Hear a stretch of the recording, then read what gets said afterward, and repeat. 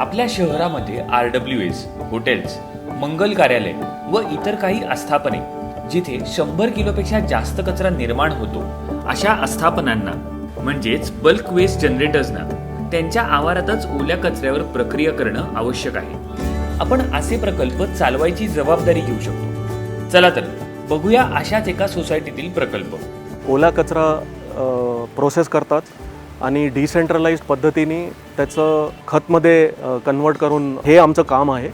अनेक societies, companies, educational institute, school, शाळा असं ऑर्गनायझेशन्समध्ये आम्ही ओला कचराचं कंपोस्टिंग करतात। तर आम्ही आज युतिका सोसायटीमध्ये आहोत। ही प्रक्रिया नक्की कशी असते ते आता पाहूयात। तर आपल्याकडे साधारण 56 पिट्स आहेत वेस्ट मॅनेजमेंटसाठी आणि डेली साधारण 400 किलो वेस्ट आपल्याकडे कलेक्शन केलं जातो। सोसायट्यांमधून जो ओला कचरा येतो तो ओला कचरा श्रेडर मशीनपाशी एक सॉर्टिंग टेबल असतो आपल्याकडे। तो सॉर्टिंग टेबलवर आपली टीम कचरा टाकते। तो कचरा टाकल्याच्या नंतर मग ते सॉर्टिंग करत करत श्रेडिंग करतात। म्हणजे त्यामध्ये जर प्लॅस्टिक असेल, मेटल असेल किंवा अन्य कुठल्या गोष्टी जे नॉन बायोडिग्रेडेबल आहेत त्या गोष्टी बाजूला काढली जाते आमच्या टीमकडून।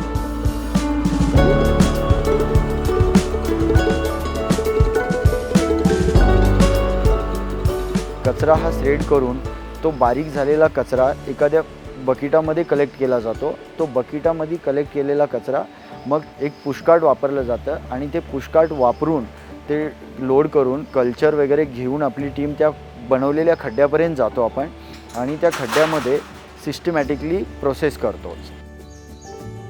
आपण पहिलं खड्ड्याला व्यवस्थित प्रिपेअर करून घेतो म्हणजे काय करतो तर पूर्वी एक आठवड्यापूर्वी जे आठवड्याभराचं सर्कल असतं ते आठवड्याभरापूर्वी टाकलेला कचरा व्यवस्थित मोकळा करून घेतो अगोदर, म्हणजे आपल्याला नवीन कचरा टाकायला अगदी चांगल्या पद्धतीनं व्हावं त्यासाठी अगोदरचा कचरा हा व्यवस्थित मोकळा करून घेतो।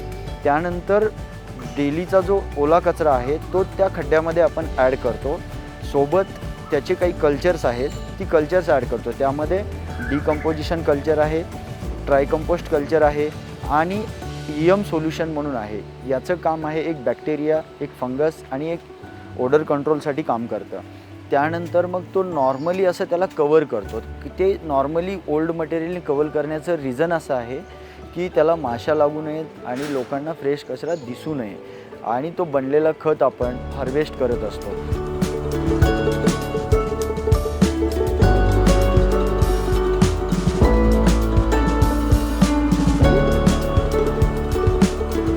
ती लोक त्यांच्या कॉमन गार्डनला इंडिव्हिज्युअल पॉट्समध्ये वगैरे वापरतात। अशा पद्धतीने मागच्या कितीतरी वर्षापासून आपलं हे काम सातत्याने चालू आहे। आता पाहूया तिथल्या नागरिकांच्या काही प्रतिक्रिया। ह्या वेस्ट मॅनेजमेंट प्रकल्पामुळे आम्हाला अतिशय फायदा होतो। प्रामुख्याने प्रॉपर्टी टॅक्समध्ये रिबेट मिळतो, not only for society but रेसिडेंट्सलाही इंडिव्हिज्युअल प्रॉपर्टी टॅक्स सेविंगसाठी खूप मदत होते।